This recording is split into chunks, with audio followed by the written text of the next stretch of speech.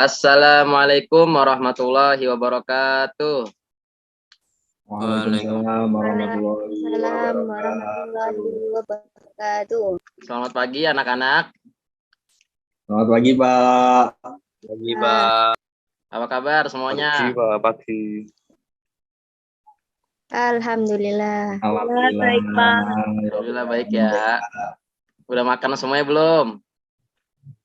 Belum, Pak. Belum, Belum, Pak. Pak. Makan. Aduh, pantesan pada lemes ya. Udah pada ini belum? Ngopi.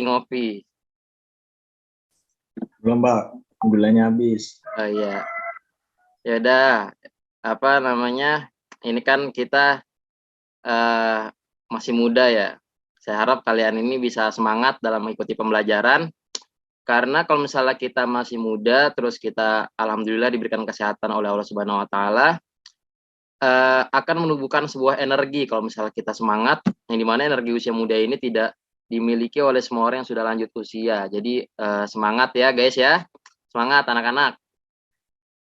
Sebelum masuk Baik, Pak. kepada pembelajaran, saya minta tolong kepada ketua kelas Mas Zaki untuk pimpin doa. Ayo Zaki. Ya, Pak. Baik, sebelum mengawali pembelajaran pagi hari ini, marilah kita baca basmalah bersama-sama. Bismillahirrahmanirrahim. Oke, saya bacakan absen terlebih dahulu. Yang pertama, Eva Khoridatul Aini. Hadir, Pak.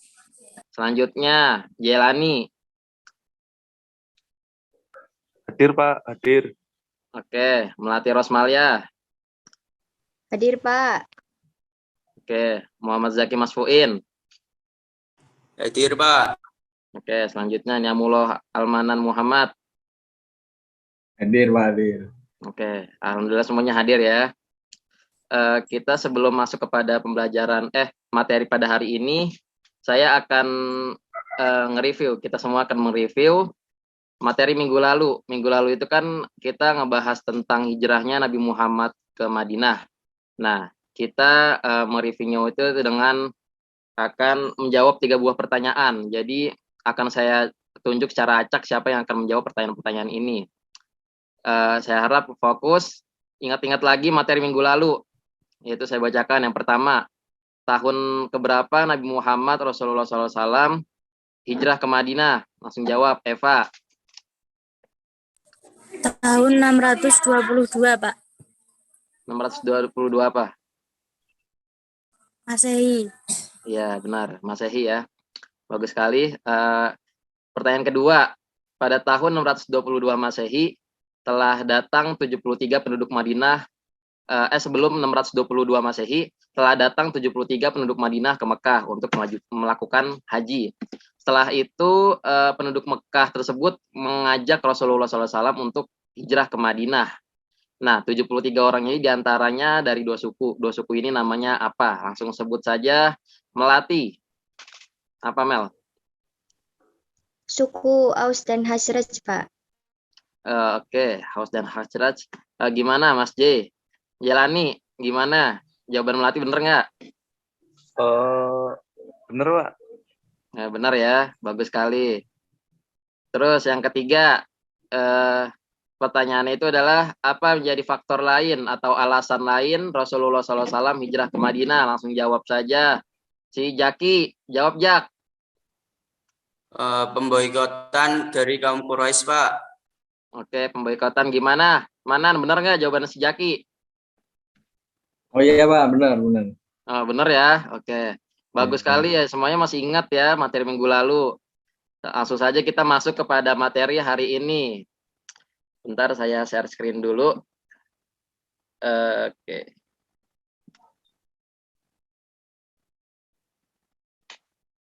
Nah, ini dia.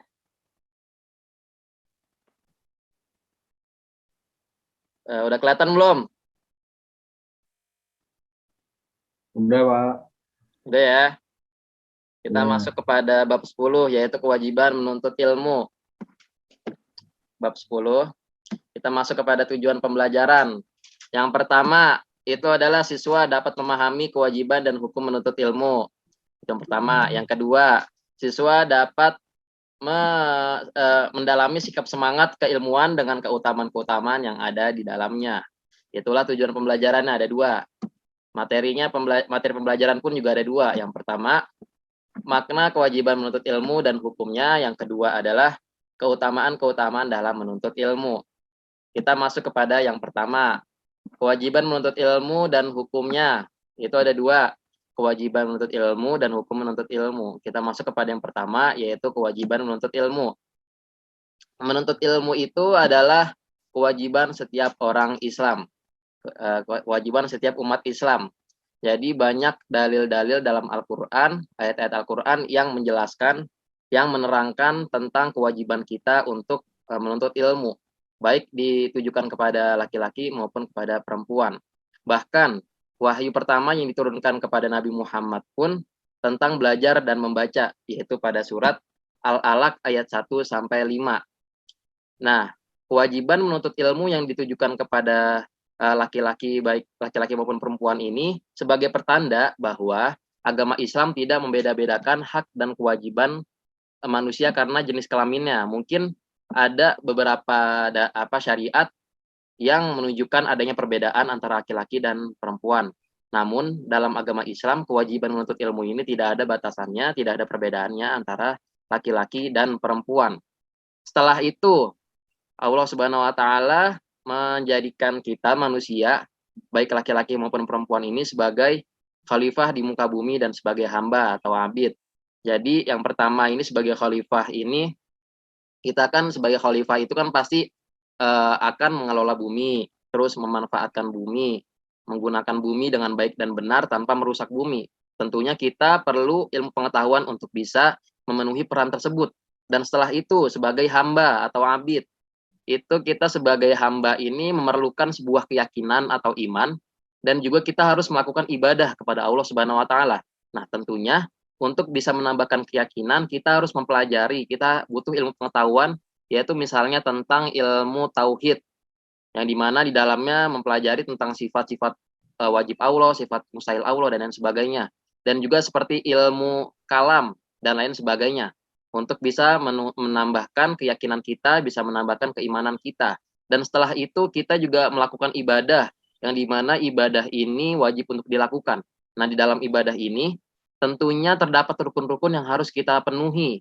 Nah, untuk bisa memenuhi rukun-rukun tersebut, kita harus belajar, kita harus mengetahui rukun-rukun tersebut. Maka dari itu, sebagai hamba, kita harus belajar tentang ilmu agama, kita membutuhkan ilmu pengetahuan untuk bisa memenuhi peran tersebut. Nah, itulah pentingnya ilmu pengetahuan untuk bisa memenuhi kedua peran tersebut, yaitu sebagai khalifah di muka bumi dan sebagai hamba. Setelah itu, Allah Subhanahu wa taala selain mewajibkan kita untuk menuntut ilmu, Allah juga memberikan kita tempat yang sangat luas, seluas-luasnya kita untuk bisa menuntut ilmu, dengan tidak membatasi jarak dan waktu kita untuk menuntut ilmu. Jadi ada dua ungkapan nih. Yang pertama itu, tuntutlah ilmu sampai ke negeri Cina. Jadi maksudnya itu kan negeri Cina jaraknya sangat jauh. Nah, itulah ungkapan sebagai betapa luasnya bumi ini, dan kita tidak ada batasan dalam jarak untuk menuntut ilmu. Dan juga ada ungkapan yang kedua, tuntutlah ilmu dari lahir hingga liang lahat. Nah, ini kan sebagai ungkapan bahwa kita itu menuntut ilmu tidak ada batasan waktu, dan juga tidak ada batasan jarak juga. Nah, seperti itulah kewajiban menuntut ilmu. Sampai di sini anak-anak sudah paham semua? Halo? Sudah, Pak. Sudah ya, apakah ada yang ingin bertanya tentang kewajiban menuntut ilmu?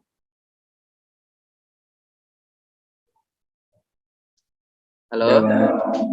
Tidak ada ya?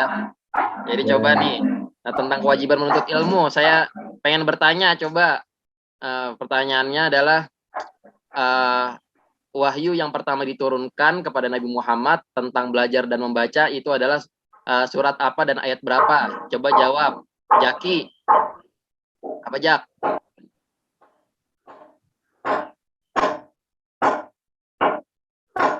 Zaki Mas Puin. Halo Jaki. Manan, coba Manan jawab Nan.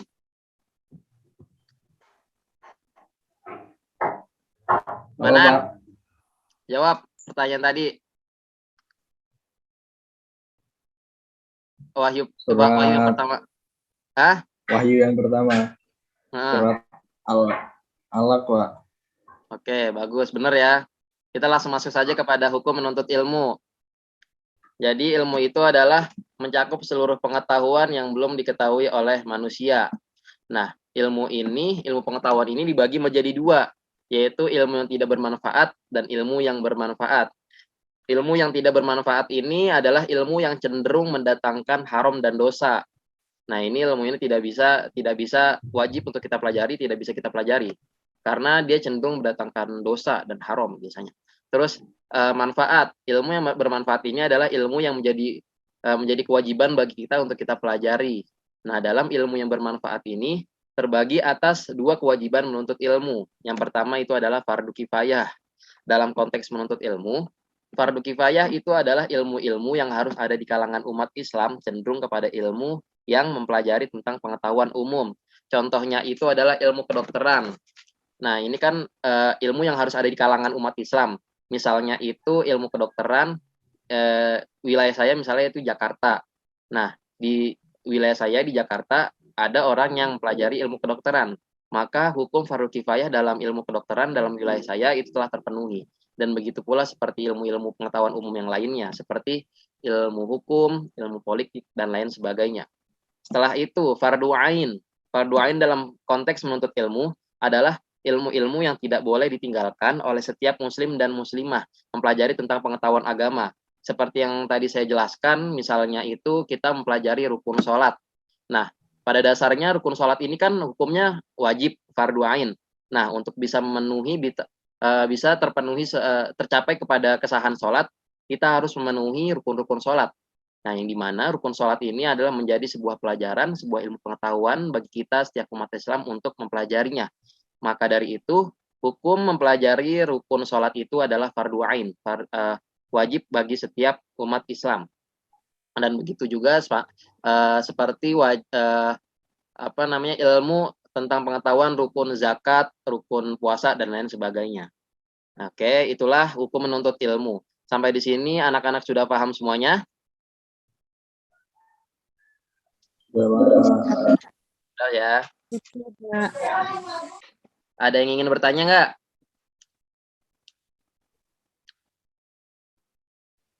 Nggak ada ya? Nggak ada ya? Ya, Pak. Oke. Coba saya mau nanya nih. Ilmu yang cenderung mendatangkan haram dan dosa namanya ilmu apa? Jawab, Eva.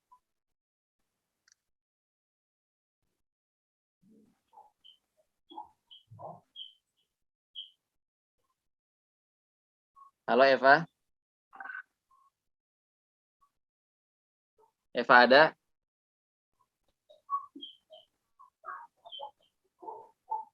Ayo, ilmu yang cenderung mendatangkan haram dan dosa namanya ilmu apa? Ilmu yang tidak bermanfaat, Pak. Oke, benar sekali ya, ilmu yang tidak bermanfaat. Jadi tadi dua jenis ilmu itu ada yang tidak bermanfaat dan yang bermanfaat. Oke, itulah hukum menuntut ilmu. Sekarang kita masuk kepada keutamaan menuntut ilmu. Yang pertama, diberikan derajat yang tinggi dalam surat Al-Mujadilah ayat 11. Terus selanjutnya, yang kedua, mendapat pahala yang besar di hari kiamat nanti menurut hadis riwayat Ad-Dailamah. Yang ketiga, merupakan sedekah paling utama menurut hadis riwayat Ibnu Majah. Jadi maksudnya di sini adalah ketika kita menuntut ilmu dan kita berbagi ilmu tersebut kepada orang yang belum mengetahuinya, maka itu adalah merupakan sedekah paling utama. Jadi seperti itu. Yang keempat, lebih utama dari seorang ahli ibadah. Hadis riwayat Ad-Dailamah. Jadi di sini maksudnya itu adalah ketika kita menuntut ilmu dan kita bisa menggunakan ilmu tersebut dengan baik dan benar, maka hal itu merupakan lebih utama dari seorang ahli ibadah. Yang kelima, lebih utama dari sholat 1000 rakaat. Nah, di sini maksudnya itu juga ketika kita menuntut ilmu dan kita bisa berbagi pengetahuan tersebut kepada yang belum mengetahuinya, maka itu lebih utama dari sholat 1000 rakaat menurut hadis riwayat Ibnu Majah. Yang keenam, diberi pahala seperti pahala orang yang berijtihad di jalan Allah. Di sini hadis riwayat tentang dari Ad-Dailamah mengatakan bahwa seperti orang yang berijtihad atau perang di jalan Allah. Ya, yang ketujuh, dinaungi malaikat pembawa rahmat dan dimudahkan menuju surga. Menurut hadis riwayat Muslim dan Ahmad. Jadi di sini yang ketujuh, dinaungi malaikat pembawa rahmat ketika kita sedang menuntut ilmu. Nah, seperti sekarang ini kan kita sedang belajar, sedang menuntut ilmu. Nah, maka kita sedang dinaungi oleh malaikat pembawa rahmat dan dimudahkan menuju surga. Jadi seperti itu keutamaan-keutamaan menuntut ilmu. Nah, sebelum kita masuk kepada sesi uji pemahaman, apakah anak-anak ada yang ingin bertanya?